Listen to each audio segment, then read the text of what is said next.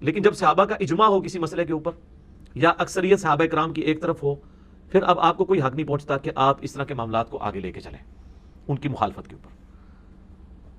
دوسری بات یہ کہ یہ قرآن حکیم کے خلاف کی جو بات کی جاتی ہے مختلف ٹاپکس کے اوپر، یہ بھی بہت بڑا دھوکہ ہے۔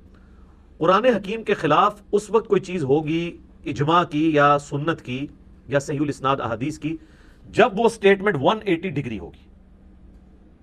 اگر قرآن کسی معاملے میں خاموش ہے اور آپ اپنے فہم سے اس کو اس طریقے سے ڈیڈکٹ کر رہے ہیں تو آپ یہ نہیں کہیں گے کہ قرآن کے خلاف ہے۔ قرآن کے خلاف تب ہوگا جب احادیث یہ کہتی ہوں کہ اکٹھی 3 طلاقیں دی جائیں سوائے ایک لیان کے مسئلے کے۔ وہ تو مسئلہ ہی قرآن میں بھی بالکل ڈیفرنٹ طریقے سے ہے، کسی حدیث میں نہیں آیا کہ اکٹھی 3 طلاقیں دو۔ اگر اس طرح آتا پھر ہم کہتے ہیں یہ قرآن کے خلاف ہے۔